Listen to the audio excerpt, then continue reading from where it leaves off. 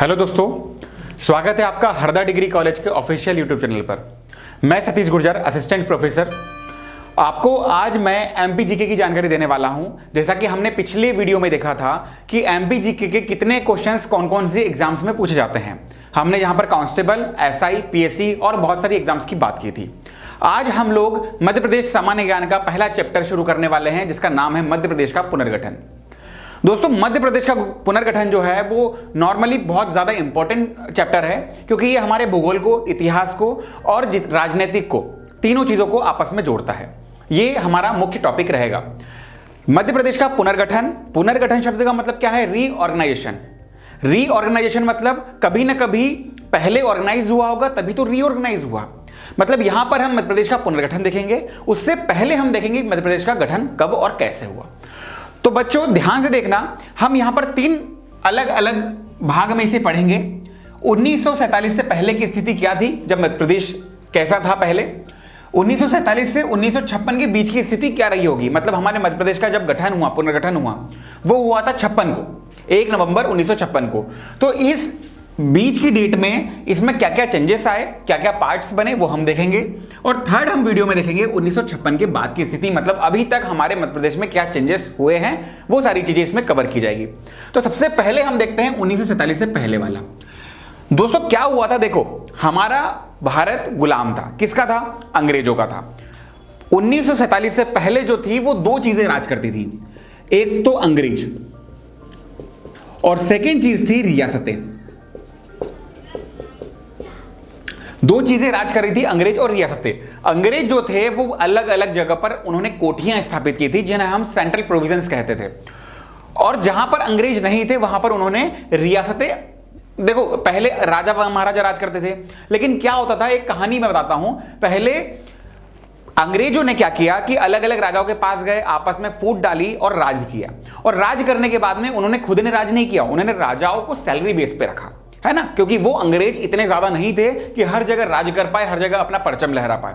तो उन्होंने क्या किया कि राजाओं को बोला कि हम तुमसे तुम्हारा राज्य नहीं छीनेंगे, हम तुम्हें तुम्हारा राज देते हैं, लेकिन सिर्फ टैक्स वसूल करके दोगे। आप हमें टैक्स वसूल करके दो, राज आप करो। क्योंकि अगर अंग्रेजों ने टैक्स वसूला तो जनता कहीं ना कहीं विरोध कर देगी। क्यों? अंग्रेजों के नियम कड़क थे, कठिन थे, तो जनता इसे अपना नहीं सकती थी, अप्लाई नहीं कर सकती थी। इसीलिए अंग्रेजों ने बोला कि हम आपका ही प्रतिनिधित्व देते हैं, आप उस पर राज करो। तो क्या हुआ कि रियासतों के राजा जो थे वो बहुत सारी जगह पर थे और अंग्रेज थे 47 से पहले। अब आपको पता है 15 अगस्त 1947 को हमारा देश आजाद हो गया। आजाद होने के साथ साथ अंग्रेज जो है ऑफिशियली छोड़कर चले गए। बहुत सारी जगह पर नहीं भी गए थे, पहले बाद में कुछ अंग्रेज बस गए यहां पर रहने के लिए, बहुत सारी चीजें हुई थी, लेकिन ऑफिशियली जो है आजादी हमको मिल गई थी 15 अगस्त 1947 को। अंग्रेज छोड़कर चले गए। अब बचती हैं रियासतें। रियासतें का मतलब क्या होता है? जो भी रेसिडेंसी होती थी, प्रेसिडेंसी रहती थी, जहां पर राजा महाराजा राज किया करते थे। रियासतें जो थी पूरे भारत में 562 रियासतें स्वतंत्र रियासत पहले मानी जाती थी। मतलब हमारा भारत जो है वो आजाद हुआ। अब आजादी के बाद में 562 जो रियासतें हैं वो काउंटिंग में आई थी। इतनी सारी रियासतें पूरे भारत में मिलाकर थी। अब क्या हुआ कि 562 रियासतें आपस में बोलने लगी कि हम आपस नहीं जुड़ेंगे। जैसे कि पहले भारत था, है ना, क्या था, किसी राजा का अलग राज चल रहा है, किसी का कुछ चल रहा है। भारत जो संगठन था वो अपनाना नहीं चाह रहे थे ये इतने सारे राजा। तो क्या हुआ कि वहां पर एक बहुत बड़े लीडर सामने आए। कौन? सरदार वल्लभ भाई पटेल, जिन्हें हम लौह पुरुष और स्टैच्यू ऑफ यूनिटी मानते हैं। उन्हें नाम क्यों दिया गया स्टैच्यू ऑफ यूनिटी? क्योंकि पूरे भारत को उन्होंने यूनिटी मतलब एक यूनिट के तौर पर बांध दिया, संघ के तौर पर बांध दिया। तो इन 562 रियासतों को वल्लभ भाई पटेल ने आपस में जाकर मिला, राजा महाराजाओं से मिले, उन्हें समझाया कि आप अगर एक हो जाओगे तो बहुत बड़ी शक्ति बनेगी, कोई हरा नहीं पाएगा। अगर आप अलग अलग रहोगे तो कोई भी बड़ा राजा आ जाएगा, आप पर आक्रमण करेगा, और वैसे ही जैसे पहले चला करता था, इतिहास फिर से दोहराया जाएगा और अंग्रेज फिर आएंगे और हम पे राज करेंगे। तो इन 562 में से 559 राजा जो थे, रियासतें थी, वो मान गई आसानी से। वल्लभ भाई पटेल में कम्युनिकेशन पावर और कन्वर्सेशन प्रॉब्लम जो पावर थी इतनी स्ट्रांग थी कि वो किसी को भी कुछ भी बोले तो सामने वाले को मानना पड़ता था, इतना स्ट्रांग था उनका व्यक्तित्व। तो यहां पर क्या हुआ कि 559 रियासतें आपस में मान गई कि हाँ, हम भारत संघ में शामिल होंगे।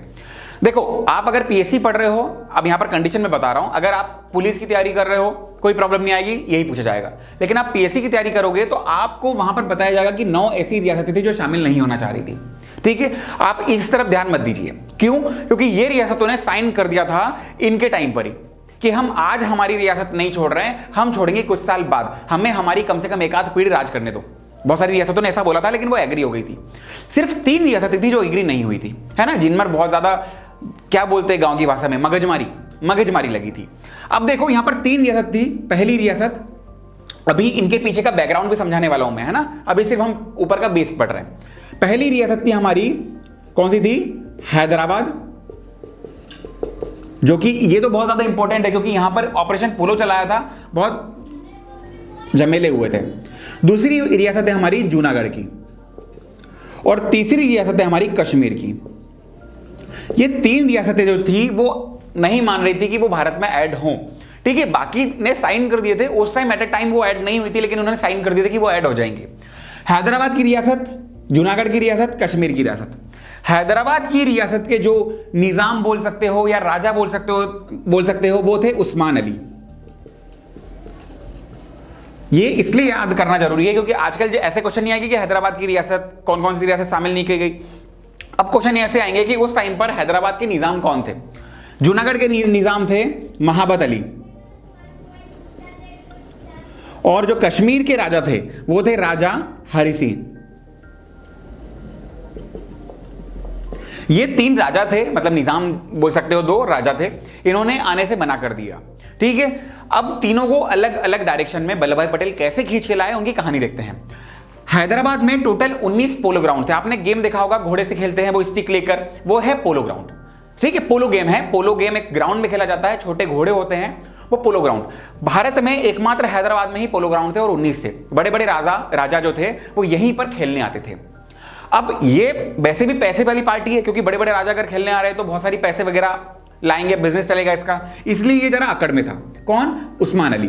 तो इन्हें बोला गया कि आप अगर नहीं आ रहे हो तो हम आप पे सैन्य कार्रवाई करेंगे, मतलब आप पे हम सेना चढ़वा देंगे, ठीक है। तो क्या किया हमारे वल्लभ भाई पटेल ने? यहां पर सैन्य कार्रवाई कर दी, मतलब यहां पर बोला गया ऑपरेशन पोलो। ऑपरेशन पोलो के द्वारा पूरे के पूरे 19 पोलो ग्राउंड हमारे अधीन कर लिए, पूरे हैदराबाद को हमारे में मिला लिया, ठीक है। अब गए जूनागढ़। अब दिमाग वाले थे, हर जगह सेना यूज नहीं करेंगे। जूनागढ़ गए तो जूनागढ़ में मालूम पड़ा कि जो जनता है वो तो भारत के सपोर्ट में है, लेकिन जो महाबत अली है यहाँ के निजाम, वो भारत के सपोर्ट में नहीं है। तो इन्होंने क्या बोला महाबत अली से कि आप एक काम कीजिए, आप वोटिंग करवा लीजिए। अगर वोटिंग करवा लेते हैं और वोटिंग में हम हार गए तो हम कभी भी जूनागढ़ की तरफ देखेंगे भी नहीं। वोटिंग हुई, रिजल्ट पहले से ही तय था क्योंकि जो वल्लभ भाई पटेल थे उन्होंने लोगों से बात कर चुके थे। तो ये जो जूनागढ़ की रियासत थी ये वोटिंग से, या तो बोल सकते हैं जनमत संग्रह से, वोटिंग लिख लो इंग्लिश वाले, हिंदी वाले लिख लो जनमत संग्रह, इससे ये रियासत एक हो गई। अब सबसे बड़ी दिक्कत आई कश्मीर में। क्यों? क्योंकि ये विवादित एरिया था। 1947 में हमारा देश जब आजाद हुआ था तब पाकिस्तान अलग हुआ, और पाकिस्तान अलग हुआ तो उसकी कुछ मांगे की थी कि कश्मीर को हमको दे दिया जाए, क्योंकि कश्मीर जो है वो बहुत ही खूबसूरत प्रदेश मान सकते हो, या कि एक इलाका जो है वो बहुत ही खूबसूरत है वहां का। तो ये कश्मीर जो है वो बंधा हुआ था अपने आप में, ना पाकिस्तान का हो पा रहा था ना भारत का हो पा रहा था। अब भारत से वल्लभ भाई पटेल ने बोला कि आप हमारे अंडर में आ जाइए, हम आपकी सिक्योरिटी की जिम्मेदारी लेते हैं, लेकिन भाई साहब नहीं माने, इन्हें मानना ही नहीं था। अब कुछ टाइम के बाद पाकिस्तान ने वहां पर हमला कर दिया कश्मीर के ऊपर, तो डरे से सहमे से आए वापस और बोले कि भैया हमें बचा लो, वल्लभ भाई पटेल से बोले। तो वल्लभ भाई पटेल ने फिर दिमाग चलाया कि भाई अब देख, अब मेरा काम नहीं है, अब इसका काम है, फायदा तो मैं लूंगा। उन्होंने बोला कि हम आपको बचाएंगे, आपकी पूरी सिक्योरिटी करेंगे, लेकिन जब तक आप जिंदा हो तब तक आप राज कर लो, आपके मरने के बाद कश्मीर हमारा हो जाएगा। तो राजा हरि सिंह डर के मारे हाँ बोल दिए, क्योंकि उन्हें पता है कि मैं रहूंगा जब तक तो कम से कम राज करूं, पता चले कि अभी वो सामने वाला मुझे मार के चले जाए। तो ऐसा क्या हुआ कि उन्होंने एक साइन कराया बॉन्ड। उस बॉन्ड को नाम दिया गया धारा 370। जो 370 धारा अभी कुछ समय पहले ही हटी है, वो उस टाइम पर यह धारा थी। तो धारा 370 जिसे कि बोला गया विलय पत्र। इसमें एक पत्र में लिखा हुआ था कि जब तक राजा हरि सिंह जिंदा रहेंगे तब तक वो कश्मीर स्वतंत्र रहेगा, और उनके मरने के बाद कश्मीर हमारा हो जाएगा। और कुछ टाइम पहले ही हमारे देश के प्रधानमंत्री ने धारा 370 हटाई है और कश्मीर को हमारे अंडर में मिला लिया है। तो ऐसे करके ये पूरी 562 रियासतें एक की गई। ये हमारा पहला पार्ट था, और इसकी कुछ अब बेसिक चीजें देखिए। अभी हमने ऊपर ऊपर की चीजें देखी हैं। क्या हुआ था, यहां पर कुछ कमिटीज बनी थी। एग्जाम में आपसे कमिटीज पूछी जाएंगी, उनके मेंबर के नाम पूछे जाएंगे, वो ध्यान रखना। क्या हुआ, 47, यहां पर हम लाइन खींच देते हैं, ये पार्ट अलग है, नीचे वाला पार्ट अलग है ना। 47 के टाइम पर ही क्या हुआ कि देश आजाद हो गया, तो इन्होंने एक कमेटी बनाई। कौन कौन लोग ने? तो 3 लोग थे, जवाहरलाल नेहरू, वल्लभ भाई पटेल, पट्टाभी सीतारामैया। कौन कौन? जवाहरलाल नेहरू, वल्लभ भाई पटेल, पट्टाभी सीतारामैया। जेवीपी समिति बनाई गई। समिति लिख देता हूं, है ना, इंग्लिश में कमेटी बोलते हैं। जेवीपी समिति में 3 सदस्य थे और पूरे भारत का संचालन इन 3 सदस्यों के द्वारा ही किया गया था शुरू में। तो जवाहरलाल नेहरू ने क्या बोला कि इतनी सारी रियासतें हैं, इनको एक की जाए। वल्लभ भाई पटेल से वाद विवाद, बहुत सारी बातें हुई, वाद विवाद नहीं, बातें हुई, सॉरी, बातें हुई। और बातें में ये मालूम पड़ा कि ये जो रियासतें हैं ये कौन एक करेगा? वल्लभ भाई पटेल एक करेंगे। तो यहां से वल्लभ भाई पटेल निकले और पूरी 562 रियासतों को ऐसे ऐसे करके अपने अंडर में मिला लिया। ठीक है, कैसे कैसे मैंने कुछ देर पहले ही बताया आपको। ये जेवीपी समिति बन गई। अब इन रियासतों का गठन तो हो गया, लेकिन अब क्या? अब आगे की प्रोसेस क्या? तो इन्होंने सबसे पहले एक चीज, और इसके पहले यहां पर एक काम हुआ। वल्लभ भाई पटेल जब आए तो वल्लभ भाई पटेल ने पूरा काम अपने अंडर में लिया। पूरा काम जब अपने अंडर में लिया तो इन्होंने एक मंत्रालय बनाया, तो इसे बोला गया रियासती मंत्रालय। इसमें पूरी रियासतों का लेखा जोखा, कौन सी आ रही है, नहीं आ रही है, क्या कागज वगैरह, अंगूठे के निशान, सारी चीजें यहीं पर देखी जाती थी। तो रियासती मंत्रालय के जो अध्यक्ष बनाए गए वो थे वीपी मेनन। आप इसे लिख सकते हैं, ये बहुत इंपॉर्टेंट नाम है, वीपी मेनन। वीपी मेनन रियासती मंत्रालय के अध्यक्ष बने थे। ठीक है, इनके अंडर में ही पूरा काम हुआ था। और रिपोर्ट किसको प्रस्तुत करते थे? वल्लभ भाई पटेल को। वल्लभ भाई पटेल इस कमेटी के मेन मेंबर थे। तीनों मेन मेंबर थे, बाकी सदस्य बहुत सारे थे उसमें। आगे जाके जब रियासतें एक हो गई तो इस पर एक निर्णय निकाला गया कि अब क्या किया जाए। तो इसीलिए एक कमेटी और बनाई गई। ये पहली कमेटी ये कब बनी? तो ये बनी थी 1948 में। जेवीपी 1948 में जब पूरी की पूरी रियासतें एक हो गई, उसी साल में, तो इन्होंने क्या किया? एक आयोग बनाया जिसे बोला गया एस के धर आयोग, है ना, एस के धर कमेटी। एस के धर जो थे वो एक न्यायाधीश थे, इलाहाबाद जो पहले कोर्ट था, इलाहाबाद कोर्ट के न्यायाधीश थे एस के धर। तो क्या किया गया? यहां पर पूछा गया कि बताओ कि इतनी रियासतों का क्या करें। तो एस के धर ने बहुत सारे रिपोर्ट पढ़ी, सारी चीजें समझी। उसके बाद में इन्होंने कंसेप्ट ये निकाला कि इन रियासतों का पूरा देश बना दिया जाए और अलग अलग पार्ट कर दिए जाए ताकि हमें राज्य करने में आसानी हो। तो 4 पार्ट किए गए। ठीक है, क्या कौन कौन से थे? Part A, part B, part C, और एक और था पार्ट डी। क्योंकि हमें मध्य प्रदेश पढ़ना है तो 3 पार्ट हमारे लिए इंपॉर्टेंट है, पर पार्ट डी के बारे में हम थोड़ा सा जान लेते हैं क्या है पार्ट ए। अब हम क्या, मैं तो शुरू से भाई हिंदी मीडियम रहा हूं तो मैंने ऐसे याद किया। देखो, ए का मतलब अंग्रेज, बी का मतलब बड़ी रियासत, सी का मतलब छोटी रियासत, और डी का मतलब द्वीप समूह। मैंने बहुत ही आसान तरीके से याद किया। ए का मतलब जहां पर भी अंग्रेज की कोठियां थी, रेसिडेंसी थी, ठीक है, मतलब जहां पर वो रहते थे, या तो बोल सकते हैं क्या, सेंट्रल प्रोविजन, है ना, वो पूरे पार्ट को ए नाम दिया गया। जहां जहां पर पहले से ही ऑफिस बने थे, कार्यालय बने थे, उनको पार्ट ए का नाम दिया गया। पार्ट बी, जहां पर बड़ी रियासत, जैसे मध्य प्रदेश में सिंधिया, होलकर, ऐसी रियासतें थी, तो ऐसी रियासत पार्ट बी के अंतर्गत आई। और पार्ट सी के अंतर्गत कौन कौन सी आई? छोटे द्वीप समूह, जैसे मकड़ाई की रियासत, जोगा की रियासत, है ना, तेली की सराय, आप हरदा में रहते हो तो आपको ये याद आएगी, इंदौर वगैरह में रहते हो तो आसपास की जो छोटी रियासत थी वो सारी की सारी पार्ट सी में आ गई। और पार्ट डी में स्वतंत्र राज्य, जैसे कि द्वीप समूह थे जो कुछ टाइम तक भारत के नहीं हो रहे थे, वो वाली चीजें मैंने बताई ना, कि यहां पर टोटल जो 9 चीजें थी, है ना, 9 ऐसे संघ थे जो कि भारत में उसी एट ए टाइम शामिल नहीं हो पाए थे, लेकिन उन्होंने एग्री कर लिया था कि हम हो जाएंगे। तो ऐसे संघ सारे डी में रखे गए थे कि इन पर बार बार नजर रखी जाए केंद्र के द्वारा। तो ऐसे 4 पार्ट बनाए गए थे। इन 4 पार्ट को बना दिया। अब आगे जाके एक और नई कमेटी बनी, वो हम आगे जाके देखेंगे। 1947 से 1956 के बीच में क्या हुआ, वो सारी चीजें हम अगली वीडियो में देखेंगे। आज के लिए इतना बहुत है। आज हमने क्या क्या पढ़ा, रिवीजन करते हैं। तो देखिए, 1947 से पहले क्या था? अंग्रेज थे, रियासत थी, 562 रियासत थी। इन रियासतों को एक करने के लिए एक कमेटी बनी थी, जेवीपी समिति। जेवीपी के अध्यक्ष नहीं थे, इसमें तीनों मेन मेंबर थे। तो वल्लभ भाई पटेल जो थे, उन्होंने एक मंत्रालय बनाया जिसे हमने नाम दिया रियासती मंत्रालय। रियासती मंत्रालय के अध्यक्ष बनाए गए वीपी मेनन को, और इन्होंने ये पूरी 562 रियासतों को अपने अंडर में मिला लिया। 559 तो इजीली आ गई। 3 जो थी, हैदराबाद, जूनागढ़, कश्मीर की, वो आसानी से नहीं आई थी। तीनों के राजा यहां पर है। एक आई ऑपरेशन पोलो से, एक आई जनमत संग्रह से, और एक आई विलय पत्र से।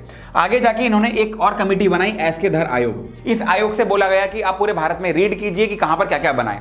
तो इन्होंने रिपोर्ट दी कि भैया 4 पार्ट बना लो, पार्ट ए का मतलब अंग्रेज, पार्ट बी का मतलब बड़ी रियासत, सी का मतलब छोटी रियासत और डी का मतलब जहां पर हम लोग केंद्र के द्वारा शासन कर सकें, ऐसे 4 पार्ट बना दिए गए। इन 4 पार्ट को पूरे भारत में बांट दिया गया। इसके बाद में क्या होता है हम हमारी अगली वीडियो में देखने वाले हैं। Thank you.